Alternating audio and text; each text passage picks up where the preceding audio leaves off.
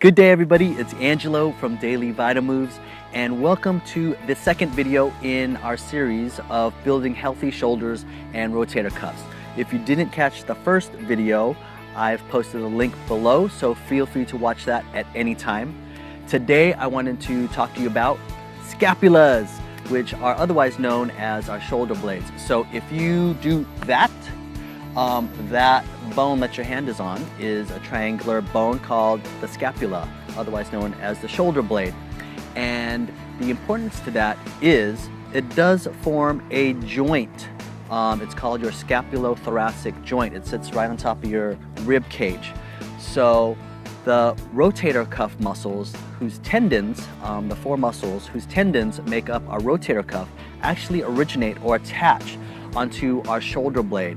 So all these other muscles that surround the shoulder blade are definitely going to play a part in how our shoulders work. So we're going to be addressing something that is known as dyskinesia in these muscles around the shoulder blades.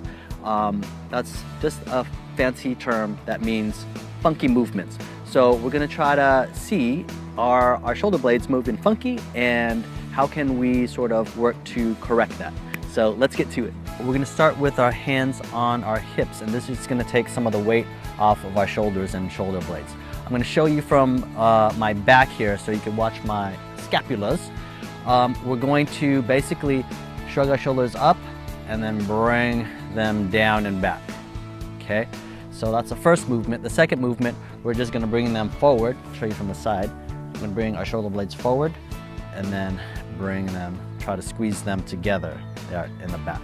Okay, so what you want to watch for is if you have somebody there with you that can watch you do this movement, that'd be ideal. If not, you can video yourself like I am now, or just try to use your internal sense of awareness and just try to notice how one shoulder blade is moving relative to the other. So let's take a look at my movement. Hands on hips. Okay, you should take at least 3 to 5 seconds to shrug your shoulders up and then bring them down. Okay, so we're gonna just slowly shrug up. Okay, and then slowly bring them down. Okay, so what you want to look for first, I should mention, is one shoulder higher than the other. And I know just from standing here, I can feel like my left shoulder feels a little bit higher. And then when I do the movement, this one tends to kind of come up first and my right one seems to lag behind a little bit. Okay, and that's just what I'm feeling. You can tell me what you're seeing. And then I feel like my right side can relax a little bit more, a little faster than my left side as I bring them down. Okay, so you just kind of want to get a sense of what is kind of going on. And then the way to help correct this, surprisingly, is to just do this over and over and try to make it so they're timed to come up at the same time and then time it to come down at the same time. Okay, the second movement, we're going to go front to back. So I'm going to turn around again and you can tell me what you see. Hands on hips, and we're going to, again, slowly bring the shoulder blades forward. What you want to be careful not to do is starting to kind of flex your spine around your back there. Okay, so we just want to stand upright, let our shoulders relax, and just think of our shoulder blades moving forward just like this, and then squeezing them back together. And same thing when you bring them back, you don't want to necessarily arch your back. Okay, so just concentrate on your shoulder blades. Okay, again, taking 3 to 5 seconds, bringing them forward. Okay, and then bringing them back.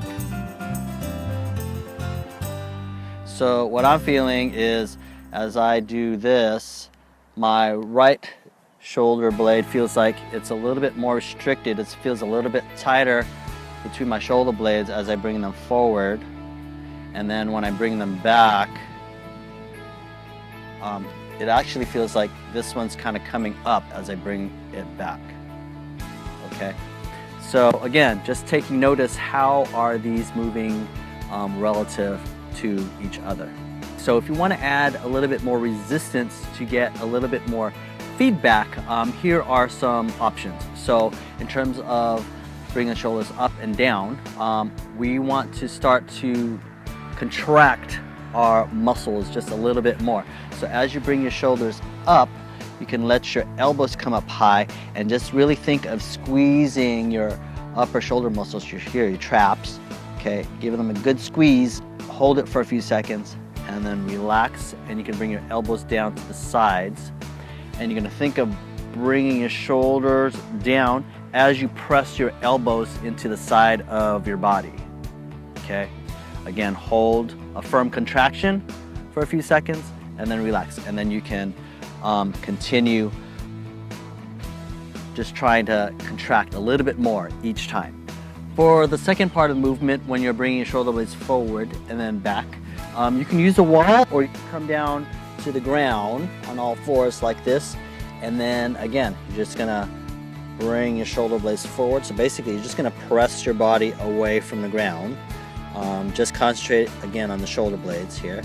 And then slowly lower yourself and squeeze your shoulder blades together. Okay, so again, you can start to contract a little bit more firmly after each successive movement. The most important thing to do is just try to time them so they're moving together as you do these movements. All right, so that's it. I did receive a question from my friend Chris, who's a fellow ninja warrior, and he asked me, what if I already messed up my rotator cuff? So if you have injured your shoulder in any way, yes, these exercises will definitely help, because there may be a good chance that these muscles that we're working on in this video series, they may be deconditioned. So you can definitely benefit from doing these exercises. And of course, these are also designed to help you prevent shoulder injuries. So they're just good all around for any of us to do. If you found this video helpful and you want more of them, and you haven't already, sign up to get these videos weekly. The sign up form is here on your right on my website. And I hope you found this helpful and beneficial. So here's to making moves that nourish and empower your life. We'll see you next week.